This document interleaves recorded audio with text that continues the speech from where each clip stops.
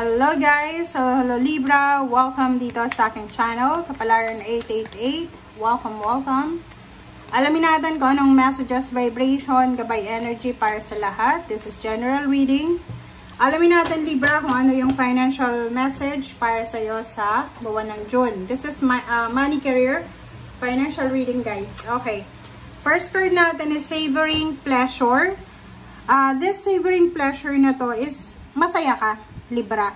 So, sa buwan ng June, pwedeng ikaw ay retired na, or pwedeng ikaw ay nakabakasyon, pwedeng ikaw ay nagpapahinga, pwedeng ikaw ay nakatambay lang sa bahay, or posibleng ikaw ay busy ka sa pag-aalaga sa iyong mental health, sa iyong physical health, or sa overall well-being mo.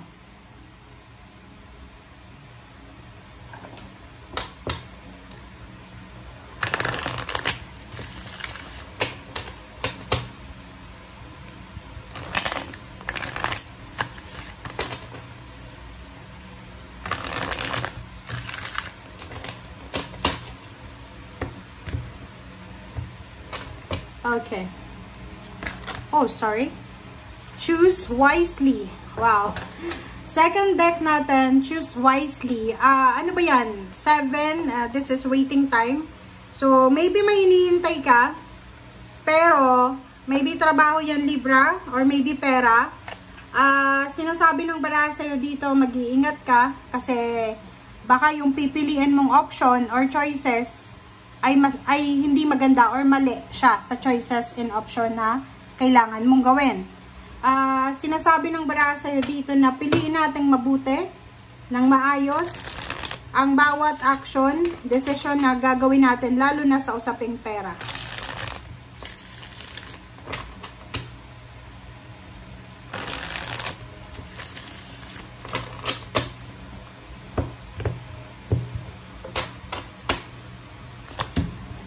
Okay, first card mo ay 5 of Air, the Hermits,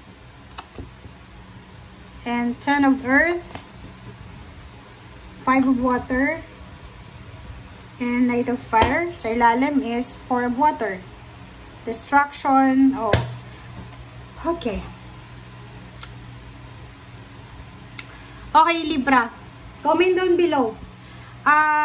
Kung makikita mo dito, sinasabi na kumbaga, savoring your bliss, your happiness, savoring your blessings, financial or tangible, material.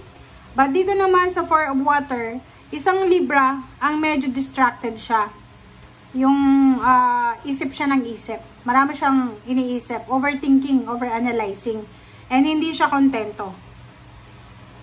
5 of Air, sinasabi ng baraha na yun na nga, sabi ko sir dito, choose wisely.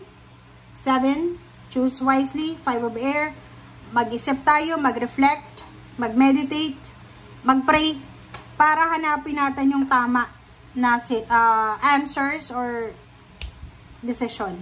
Kasi dito sa reassessment card na yan, sinasabi na hindi lahat ng mga gusto nating mangyayari. Dapat i-assess natin yung sitwasyon kung yan ba ay maganda or hindi maganda. Dito sinasabi ng The Hermit, number 9, na maraming tao sa paligid mo na pwede mong mapagkukunan ng point of view, ng advices, or anything na pwedeng makatulong sa'yo. Knight of Fire, isang balita ang posibleng darating sa'yo. Isang magandang balita siya, but you are disappointed. Parang magandang balita siya sa ibang tao, pero sa'yo, medyo disappointed ka. Nakikita ko siya dito na isang kapamilya mo ang pwedeng gumawa ng hindi maganda na ikaw yung apektado. So, feeling disappointed ka, nagsisisi ka kung bakit ginawa mo yon or kung bakit ginawa ng taong yon. Parang hindi ko alam kung bakit, but sinasabi ng baraha na puro pera to. Pera. So, ibig sabihin, pwedeng mawalan ka ng pera. Pwedeng maubos yung pera mo this June. Or pwedeng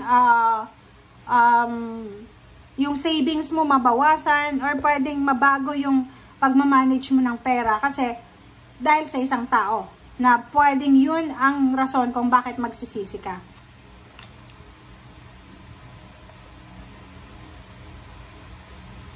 Oh, Diba? So, dito sinasabi ng baraha sa'yo, magpakatatag ka, Libra. You need to be strong, you need to be consistent sa kung ano man ang mangyayari. Or, parang yun, magpakatatag tayo kasi this is a warning. Siguro for maybe 2 months, hindi ka masyadong namumroblema sa pera mo. Like for 2 months, maganda yung takbo. May mga financial success. May mga, kumbaga, blessings na parating.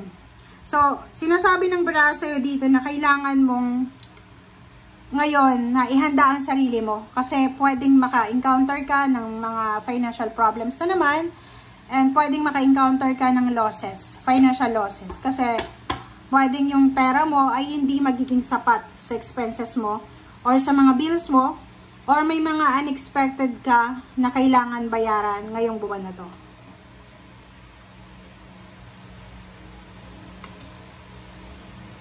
Okay, Knight of Fire, 4 of Earth, and 9 of Earth. So, sa 2 cards na yan, sinasabi ng baraha sa'yo na yun, kung gusto mo daw Libra na ma-enjoy yung 9 of Earth, yung 9 of Earth kasi is sobrang contentment kasi malaya ka financially.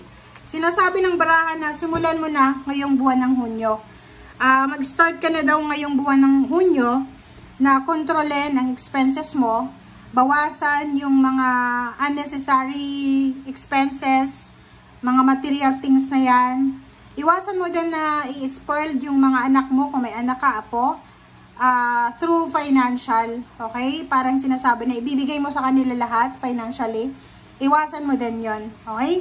So, 10 of Earth, 4 of Earth, 9 of Earth, sinasabi ng baraha sa'yo na oras na, Libra, para mag-level up ka.